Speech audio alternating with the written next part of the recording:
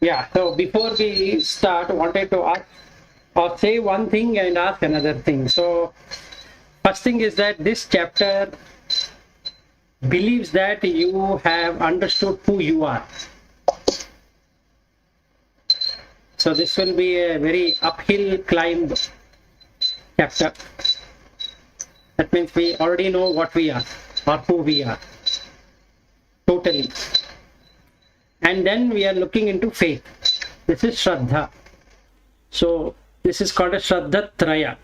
That is 3 types of Shraddha or faith. Then the question I wanted to ask, what is one thing which covers the consciousness all the time? Meaning you are not aware of that at all. What is that one thing which is there? You know it is there, but it covers. What do you think is the answer?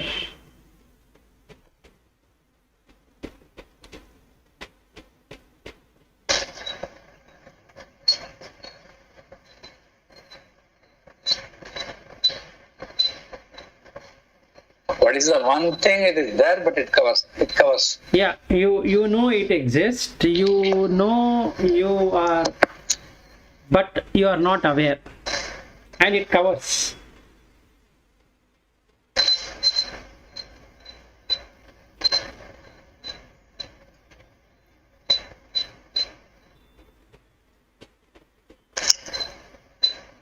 It is Atman, right? It covers. No. All pervading. Atman itself is the consciousness, so it can't cover that. Oh, I see. Something covers this. Okay, that is ajnana, ignorance. No, the covering itself is the ignorance. I am asking you, what is that something which covers that? Oh, which covers even ignorance.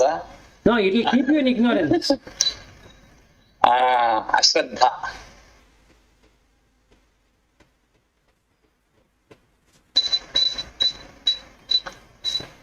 Laziness. Laziness of what? I mean, you are not lazy, you are working, you are doing all your things, and you are also religious, so there is nothing to be lazy about.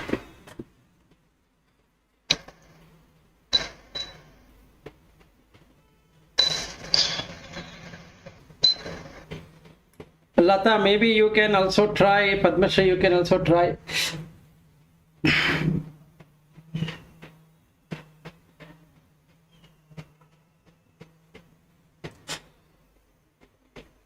What is the question? I just went to my daughter because her 11th standard is starting today. So she had some login problem. So then I went and came back. So I didn't hear the question. Okay, no worries. The question goes like this. What is one thing that you know it exists, without which you can't stay, and yet it covers the consciousness?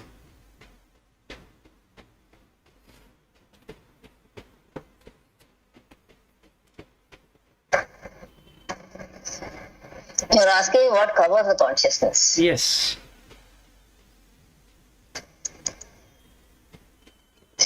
That is your own mind, right? So your own ego and that mind and all that is what covers the consciousness. But are you aware? Sometimes you become aware of it. Sometimes you're aware of it, yes. No, not the mind. Sometimes you become aware of that covering.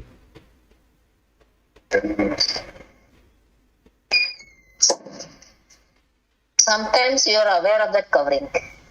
Yeah, sometimes.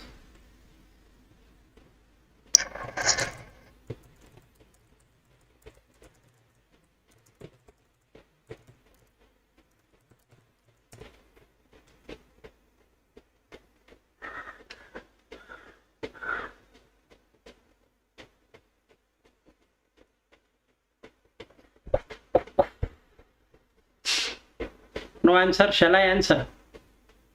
Yeah. It is breath.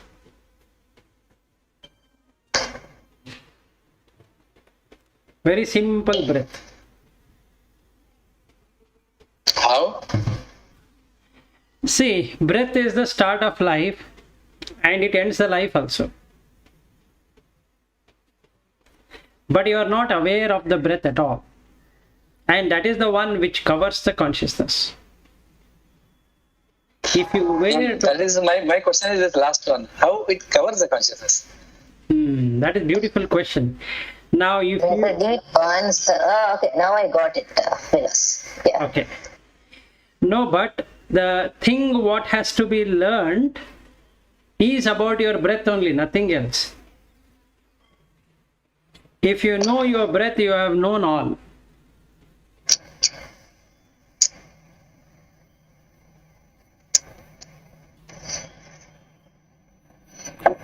And that is the... Yeah, everything of this life happens in that breath. Yes. And everything of Brahman happens in that stop.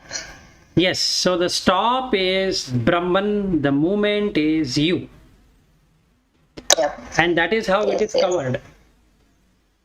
Correct. Because we are always moving and not aware of it. Huh. So if you really observe your breath, you've understood what prana is, you've understood what everything should be understood, and that's all what has to be understood. So you will reach the supreme state.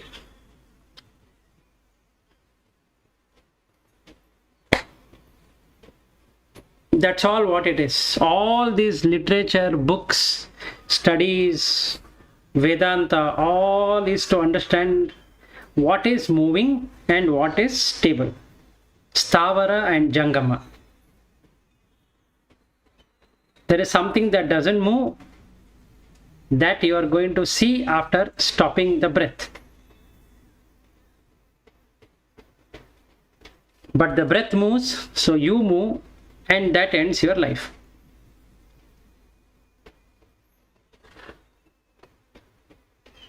Now, what you are telling is your consciousness, and you are not able to touch because of ignorance, and this is covered by this breath. Yes. Yeah, and this breath, as long as the breath is there, you cannot uncover that. Yes, as long as... you cannot visualize that truth. Yes, no matter how much you read. Yes. So, Vayu has to be one, over. And that is the reason Madhvacharya was very right. He said, Hari Sarvottama Vayu Jivottama. One who understands Vayu sees Hari.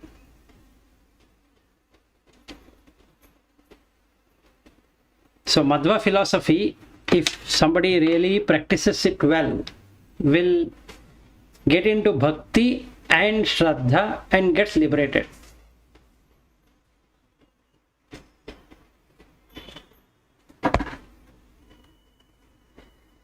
And since we don't know Vayu, we cannot understand Hari, which is pure consciousness.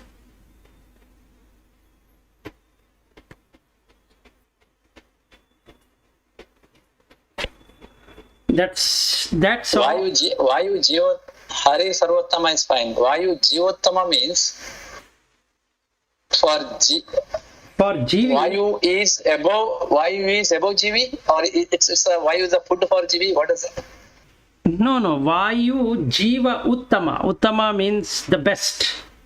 In any Jivi, if the Jivi has to live, Vayu should be there. It is supporting. So if you... Vayu is the same thing now out of that Panchabuddhas. Yes. It is the same thing, but you will never see it. If you are able to see Vayu, you will see Hari.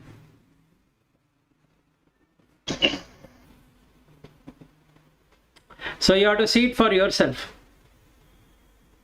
Yeah. Without water you can survive for many days. Without food you can survive, but without Vayu you can't survive even 15 minutes. Exactly. See, all the people who are dying today out of COVID is dying because of Vayu.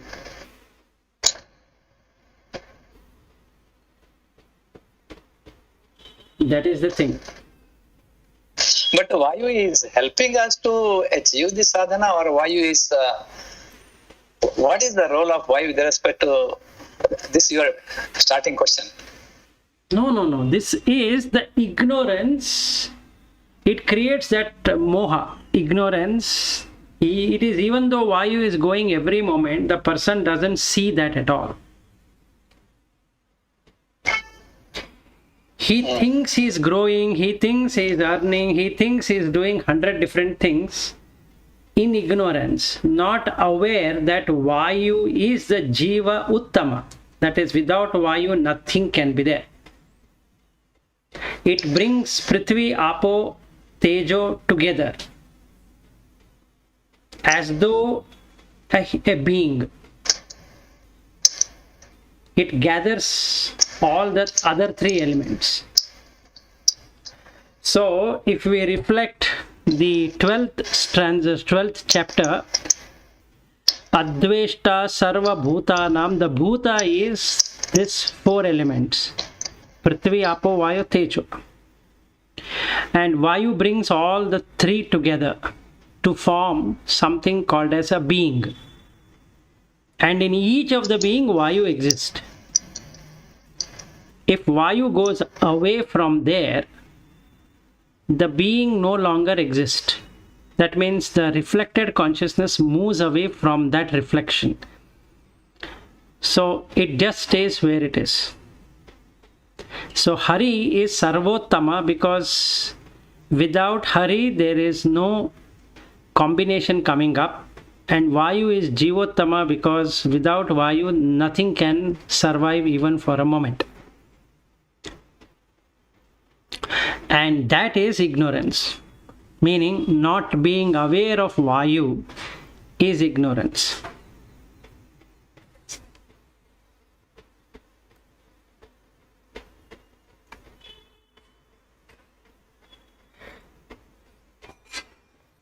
So there are stops in the breath. If you are able to observe the stop in the breath stops.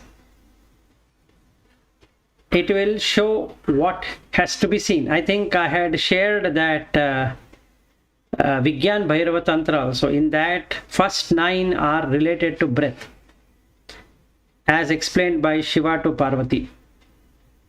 And in that, one of them says that you can do this while you are doing everything, and you will get disconnected with all the thing you are doing, because you will see yourself outside everything.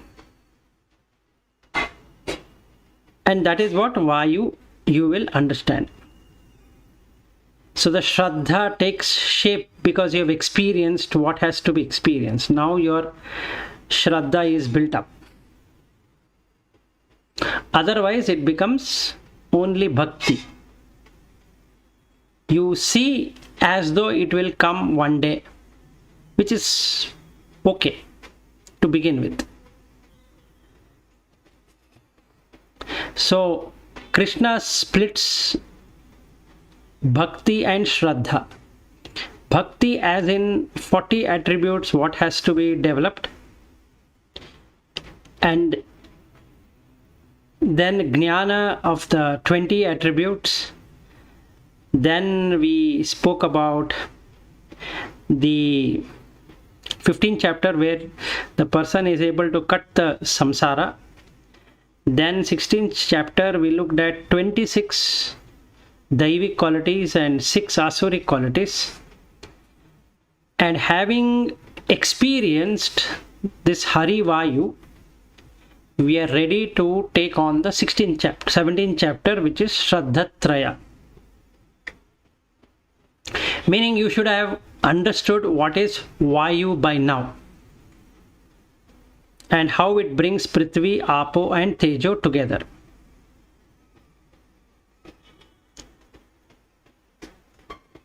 And also second thing we need to experience is what is Bhuta. Bhuta is this combination of 4 elements, and there is no Jiva in that.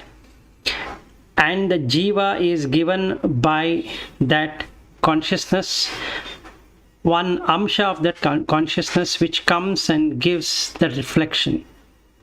so called as reflected consciousness or Chidabhasa. And then life begins. So yesterday I sent one video relating to almost to the same thing. I don't know whether you are able to watch it or not. I suggest this weekend you can watch the first video what I had sent on the womb human, and the second video what I have sent yesterday. If you compare both of them, they both look the same. It's only the karma which changes from human to animal, and once an animal, that being is lost in its own way forever. So you can really see how difficult it is to go from human to deva or something like that, but how easy it is to come from human to animal.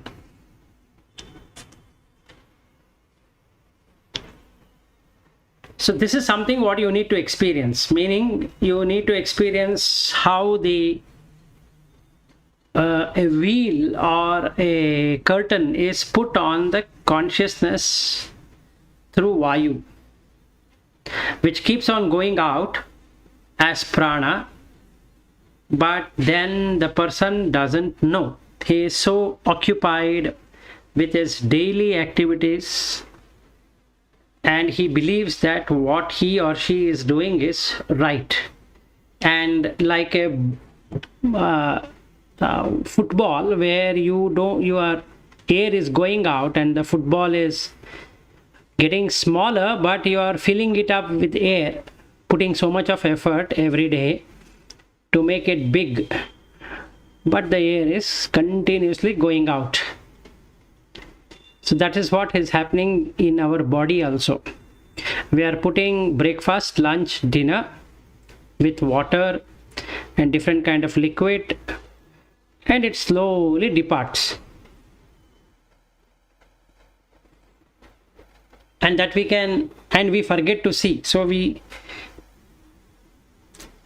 spend our time eating different dishes, calling it different names, enjoying the taste, enjoying the sight of that dishes, enjoying the sound, enjoying the touch, and then the smell, thinking that is real, whereas it is completely fabricated, completely unreal. So if you are able to watch the breath while eating, there is no taste. Taste goes away. If you watch your breath while hearing, sound goes away. If you watch your breath while seeing, sight goes away. If you are watching your breath while smelling, the smell goes away. And if you're watching the breath while touching anything, the touch goes away. And if you're watching your breath while thinking, the thoughts goes away. So then you have understood the Jiva Uttama, that is Vayu. That gives glimpse of Sri Hari, which is consciousness. And now you can see consciousness with mind. So at a time only one thought can come.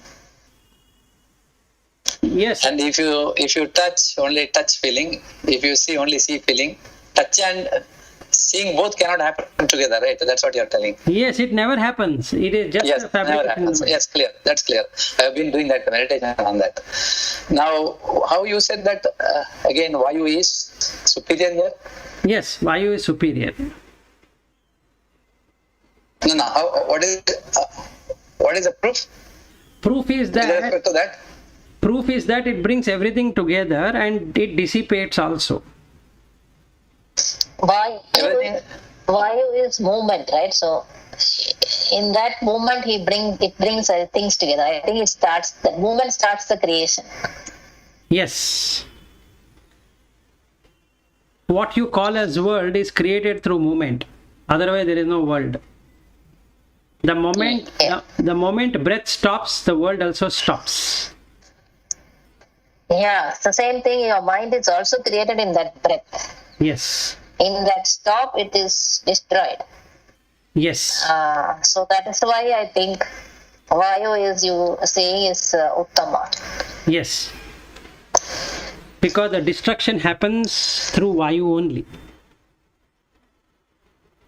That's why all these Kriya yogis say consider prana as the most important. Yes. Kriya yoga, then you have Raja yoga, you have so many different yogas all talking about breath. So, this universe is unstable. Correct. And instability because some movement happens. No, And that is called our samsara. The moment it is stable, there is no prapancha also. Yesterday only I got some understanding by hearing something. So the very purpose is the running prapancha is nothing but it is not stable. And we try to we are always trying for the stability. But actually the moment stability is a death. There is nothing beyond that. No, that's what we have been discussing, but is that there are two things. Insecurity, instability is the state of movement. Yes. If something is moving, it is insecure. But we have created... And we are finding security in that, right? Which is foolishness. No, exactly what we do is, we are trying to achieve our things in the moments, not when it is stable. Because we have never seen stability in life. Yes. So we don't know what stable means. So what we mean is stable is job is stable. Family is stable. House is stable. Money is stable. All these are stable things. But they are things. They are not stable. They are just things. And we have created insurance. That is for security. And we have created money again for security. So what is unstable permanently and what is insecure permanently, we are making it stable, thinking that it will become stable one day. If I earn good enough, then I will become stable. If I am in job of this designation, then I am stable. So that becoming is the movement. I want to become that. So there is problem. And since you are moving, it creates insecurity. Every movement is insecure. So what we have done is we have created life insurance. Objective is that you have to feel that your family will be protected when you go away. Simple. When you yourself cannot enjoy anything, then whether they have money or they don't have money, what is your problem? But that is not how the world will run. So world requires concepts. So we have created accident insurance, we have created life insurance, we have created health insurance, we have created so many insurances. All those insurances is for security. And we have created mutual fund, shares and stocks and this and that, again for security. And this is madness, because you can never feel security through this. Because it is moving. Market is moving, so you don't know whether you're going to get it or not. So then I buy property as an investment. Now the market again moves, so I don't know whether I'll get the price or not. Then the job is again dependent on market, so whether the product will be sold or not, then my career will take shape. And then life keeps on moving. It doesn't stop even for a moment.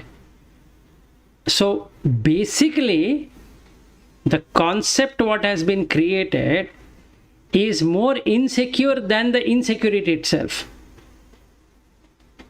But the mind feels that one day this is going to become secure. I am going to secure myself. And that madness is what covers the consciousness completely. So that is called tamas.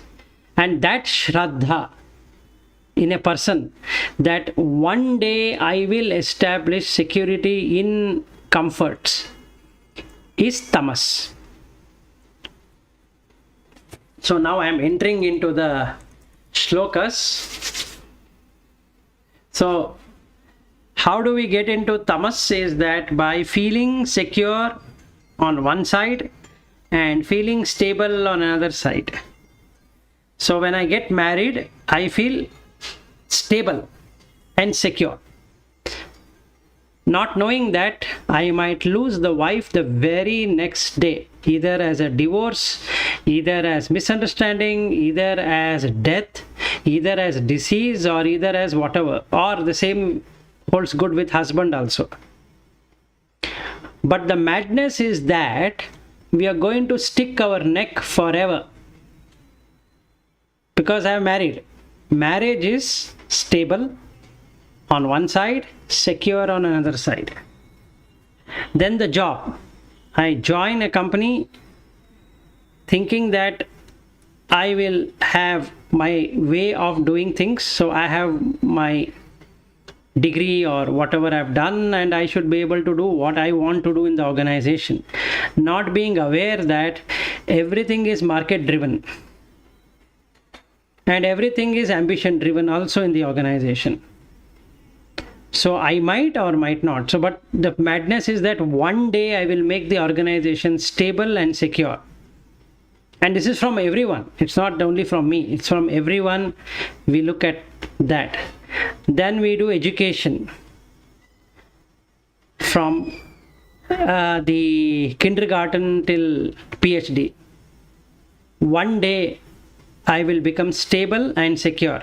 And none of the examinations we have taken had given that feeling of security or stability. And none of the certificate from the first standard or from kindergarten onwards till today, none of those certificates have come to any given use. And nobody cares.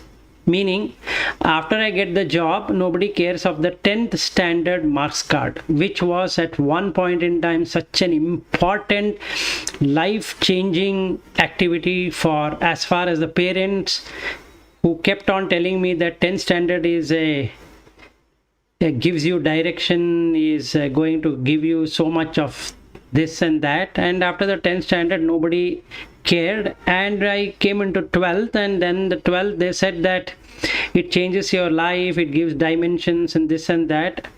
Then 12th also happened, nobody cared, and then the degrees, and then the whatever, and that's all. So if I were to look at it, there is neither security nor stability till today. In fact, the security and stability slowly comes down. Yes, you in fact lose everyone. If you really look for it, it doesn't give. Yes, so you look for stability and security in parents, they pass away. Okay, leaving the child in lurch. It can happen anytime, but at 50 or maximum within that person turning 60, the parents are no longer there. And he himself is in or herself is in such a struggle of life that it becomes literally unmanageable if parents were to survive beyond 100 years. Okay, and it might so happen the child dies first than the parent, and that is even more troublesome to the parent. So if you see all of this, there is no security nor stability. And that is what Vayu will do. It will showcase what is not there as there. And that is the Maya.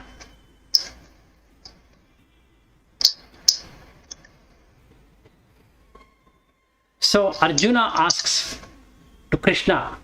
He says, Arjuna uvacha ye shastra vidim utsrijya yajante shraddhayan vitaha tesham nishtha tu ka Krishna sattvam ahoho rajah tamaha. Okay, so he says, if somebody sets aside scriptural references and perform their action with faith and conviction, what is their condition? Nishtha. O Krishna, Sattvam, is it Sattva related, Raja related, or Tama related? Now, like I said, if somebody is tamasic, that person makes things secure and stable, tries his or her long-standing achievement of doing whatever he or she wants to do, and that is tamasic. Then the fearful person who refers to the scriptures and only does the ritualistic side of it and keeps on thinking that that is what he is supposed to be doing, he is rajasic. Already there is movement, he makes it even more movement. And the person who has deep interest and he is willing to cut everything off, but to understand himself, that is sattvic faith. So this is what the faith is all about. So Krishna answers his question in the second verse. Sri Bhagavan Uvacha Trividaha Bhavati Shraddha Dehinam Sa Swabhavaja Satviki Rajasi Cha Eva Tamasi Cha Iti Tam Shrunu. So he says these are the three things what faith can give. And it is inherent in their nature. That means they are driven by vasanas. And they will never be aware of these vasana at all. In tamasic person, this awareness is not there. In rajasic person, sometimes he knows, sometimes he doesn't know. In sattvic person, he can see what are the vasanas which are coming. But that is the swabhava. Bhava means is to become. Swabhava means what he or she wanted to become. And the becoming is the cause of all problem. So sattvic is pure, rajasic is very passionate, movement oriented, and tamasic is dull and dark. So he says in the third verse, Sattva anurupa sarvasya shraddha bhavati bharata shraddha maya ayam purushaha yat yaha yat shraddha saha eva saha. So, in accordance to one's own nature, that is, whatever he or she wanted to be, they become that. So, even Buddha said, you become what you think. So, the faith becomes based upon what that is. Some people take scriptural references for fighting and arguing and all of that. So they are going into tamasic because they are totally blinded by scriptural references. Some people don't believe in scriptures at all. So that is again tamasic. So if you compare between this tamasic and that tamasic, they both are tamasic.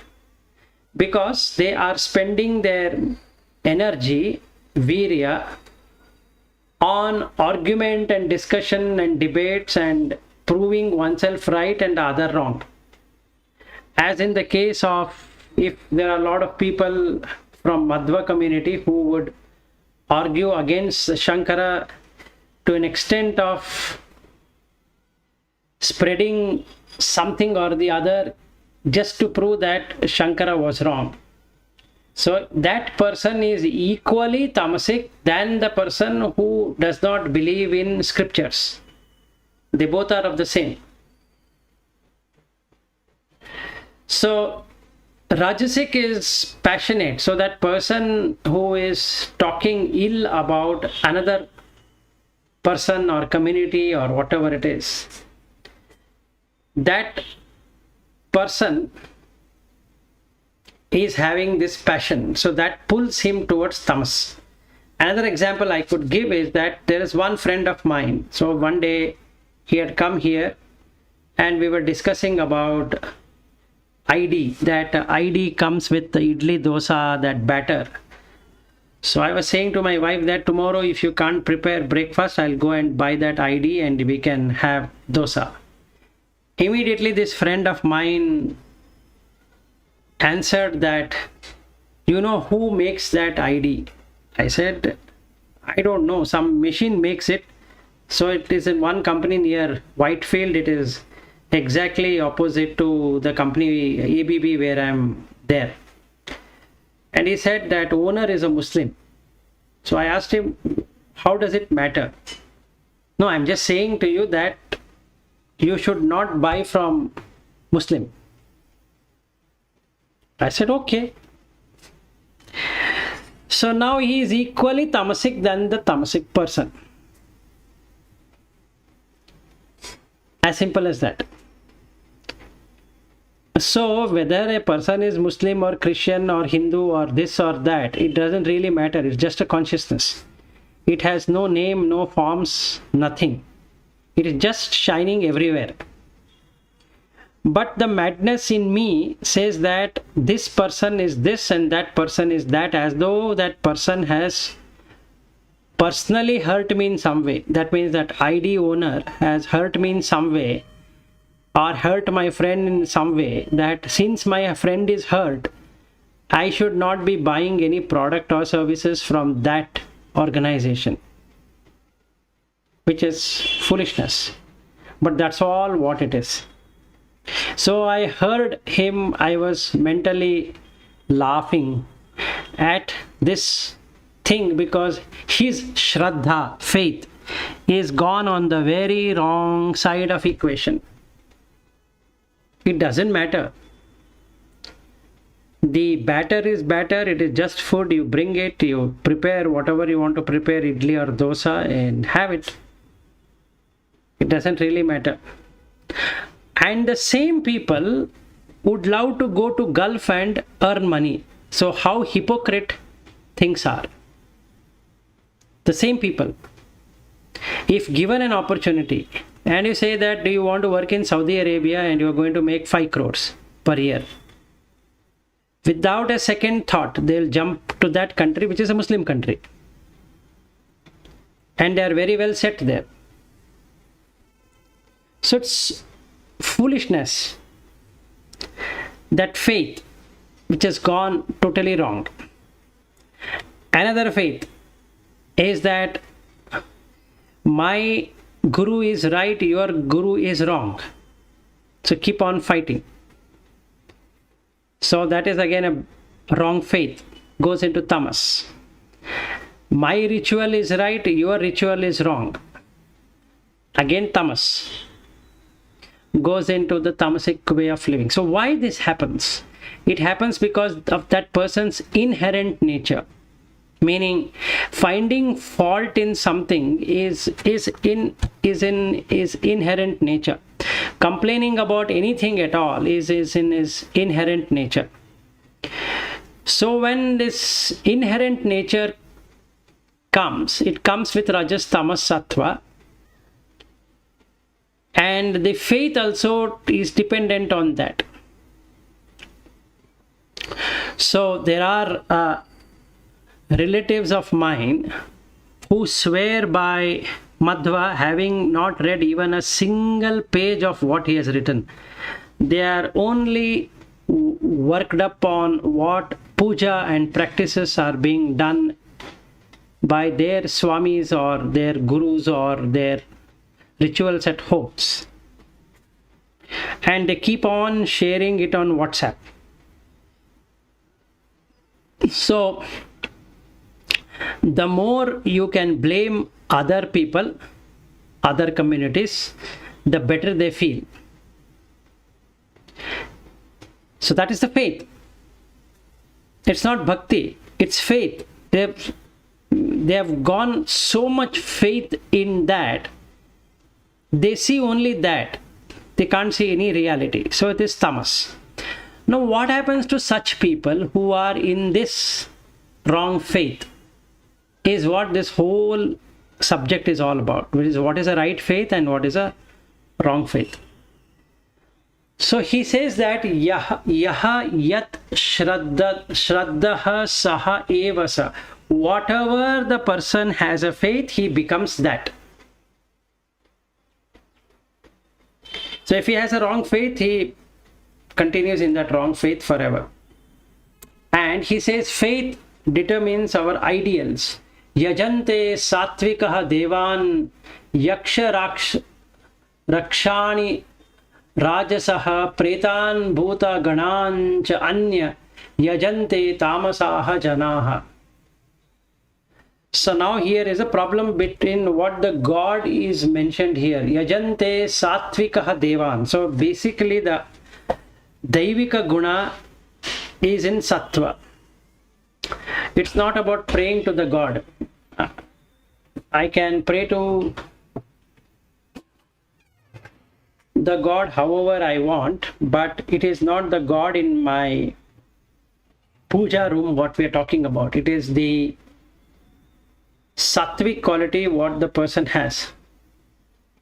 Yaksha rakshasi rajasaha. So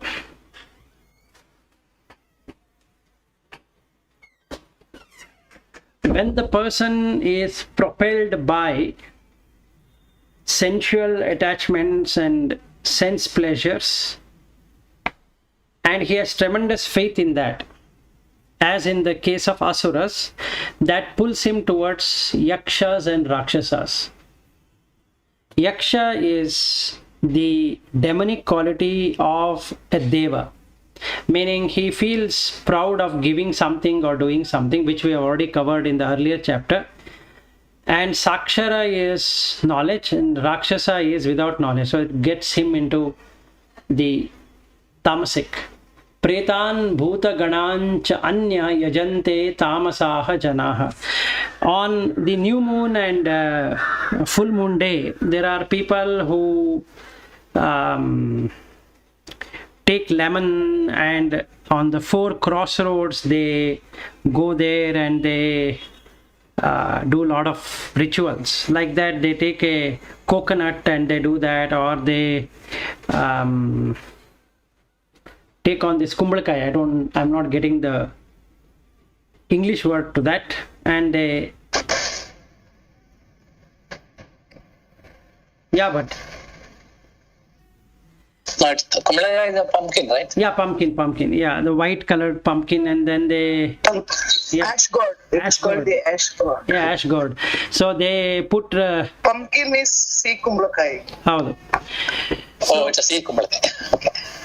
Yeah, ash god. So they put kumkum and all that, and then they do a lot of rituals where the 4 roads meet, and some people take eggs and they do that. So all these are preta bhuta ganan cha anyaha. Anyaha here means that including the yajna and all that what is being done to get something.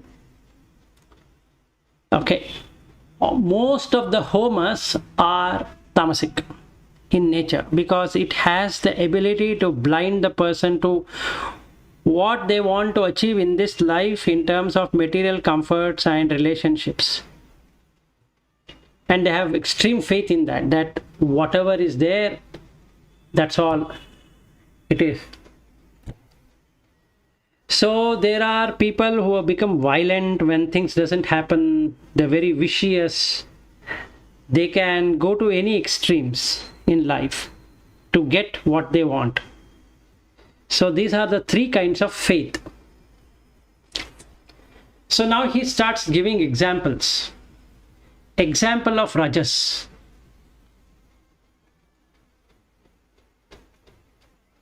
Ashastra vihitam ghoram tapyante ye tapaha janaha dambha ahankara samyuktaha kamaraga balam vitaha. Ashastra. Here that Vama Marga also comes into existence. But other than the Vama Marga, it is about, the Shastras talk about liberation, but they do it in bondage. So they do terrible kind of rituals or austerities. Tapyante ye tapaha janaha.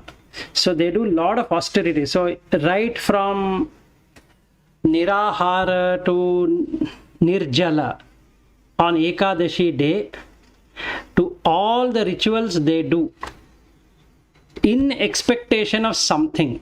Can be in name of health, can be name of wealth, in name of relationship, in name of whatever. That is Rajasic. Okay. And that is what they do. Damba ahankara samyuktaha. So they want to show off, and they, let's say I am doing Ekadashi and I will say that, look, this is the benefit of Ekadashi, medically it's okay. But I will then project how much benefit it has come to me, what all I do and how I do it, and then I propose that this is the right way of doing it, and I am asking people to do it, and all of that is Rajasic. Because that creates ahankara that, look, I am able to do it.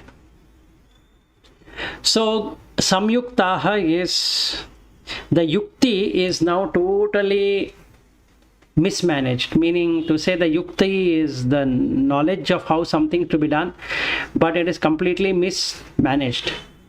So any ritual I am doing, I have something in my mind to accomplish and then make it known to others.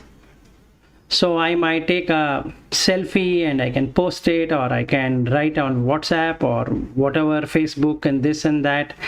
And I don't mind getting into arguments with people who oppose it.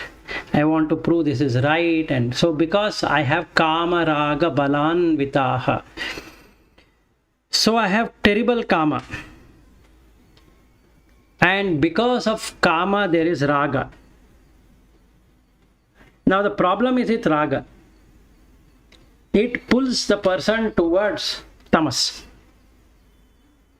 So I'll put so much of effort.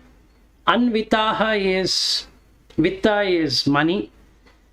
So balan vitaha, that means I spend all my effort and money on proving or improving my kama, desires. So Rajasic mind improves the ego, meaning it will help in development of ego. So I'll become really egoistic person, and I'm able to get everything I want because it is working. So the driving force of lives of such people is lust and attachment. So even if they read the scriptures, they will go towards karma kanda. If you talk anything about liberation, they feel that it is too tough or too complex, or they feel that they cannot understand anything of it. So they want something very easy. So they come back and ask whether, if I just say Om 108 times, is that sufficient? And if you say yes, it is sufficient, then they're going to say, what will happen if I say this for 108 times? So now they require to know the phala, fruits. So then your health is going to improve. Oh, very good. I want my health to improve. Then your wealth is going to improve. Wow, I need my wealth also to be improved. Then the graha disha can be changed. That is, the planetary position can be changed. Wow, I need that also. So this way of dealing with scriptures is Rajasic. So they will do it, not realizing that the consciousness is just the one which is doing all of this, but they feel they are doing it. Then we come to the 6th verse. These people do self-torture. So how that works, let's see. Karshayantaha sharira stham Bhutagramam achetasaha mam cha eva antaha sharirah stham tan vidhim asuri nischayam. So tamasic people are ready to do any kind of tortures. They cut open anything they want and just to meet whatever. So let's say somebody wants to go to Sabrimala temple. He can do lot of activities, or even the Bhuta Bali or a Bhuta Kola, and all of that is basically self-torture driven. So Bhuta Gramam Achetasaha. So they will torment various elements. Mam cha eva antaha sharirastham. And even the consciousness which dwells in the body. Tan viddihi asura nischayam. So they go into the demonical, or rather asuric qualities, that is, which brings them misfortune in next lives than fortune. What they think is fortune basically brings them misfortune, because they are resolved into taking it to tamasic.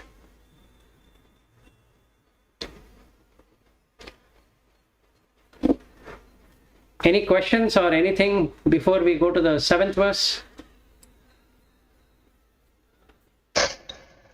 I think we can. This is the same thing like what we have studied earlier, discussed, right? Yes. Tamasa guna, sattvic guna, and all that. Yeah. This whole 17th chapter is all about that. He talks about food and everything. That's all. So he says. What is the difference between that chapter and this chapter? That is gunatraya. Yeah, gunatraya is the gunas. What are the guna? The guna is not living person at all. Now, if you have understood that correctly, you will be able to cut the samsara in 15. And then you are able to see what happens in the last chapter, what we did on 16th chapter, where we looked what qualities that needs to be possessed for liberation in terms of asuric, sattvic, or rather daiva asura way of living.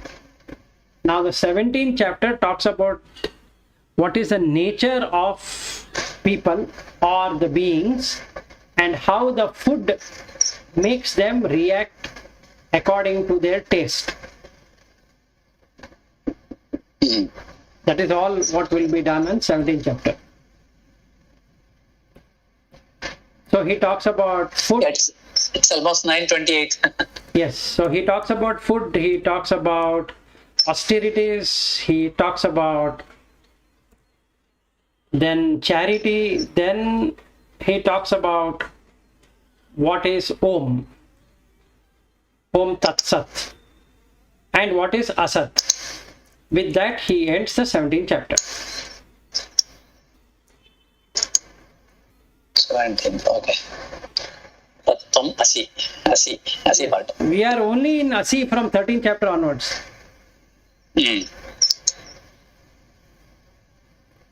All right, one more minute left. So we can then take it up tomorrow. From 7th verse. Yes, sure. Any comments, Lata and Padmashri? Otherwise, we are good to close.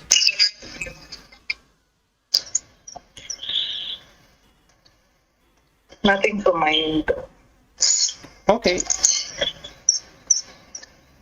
Thanks a lot. Yeah, sure. Lata, what do you have to say? Thank Nothing. you. No, I don't have anything Oh. to say. So I guess that is good. So faith is defined by your inherent nature. Yes. So, and then that inherent nature, whatever faith you have, you become that. Yes. Correct. So that is a good thing to understand what is your inherent nature. And that is a thing which comes spontaneously. Yes, that keeps on occurring spontaneously. Yeah, so you have no control over it. That's inherent nature, unless you're aware of it. At least you become aware of it that Yes. when some situation happens, that what is that first feeling comes to you. That's Yes. your inherent nature. Correct. Absolutely true. But this is also exactly personality. Yeah, it is personality only. Everything Yes, in yes. Bhagavad Gita is Yeah, personality but only. as per our scientific studies, personality can be changed over a period of time. Only DNA cannot be changed. Yeah, of course you can change. So if you become aware of it, if you want to change it, you bring your thoughts in those directions. That's another thing, right? Whatever you think, you become. Yes. So you change what you are thinking, you will become that. Yeah.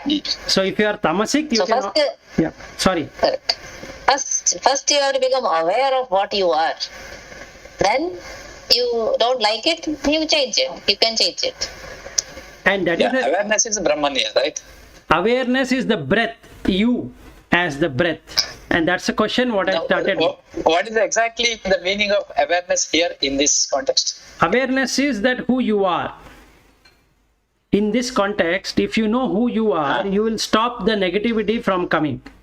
If you don't know who you are, then the negativity can also come, the positivity also can come, anything can Who come. you are means, is it with respect to gunas or it is with respect to No. Who question you that are. Vivekananda, who we are? No. Who you are is in terms of consciousness, not in terms of the mind. And the mind is part of breath. So if you don't know Vayu is Jivottama, you will never know what is Hari, which is Sarvottama. That's all what it is. Yes. All right. So we'll meet tomorrow. Okay. Okay, thank you. Thank you. Thank you, Danya. Bye. Bye. Bye.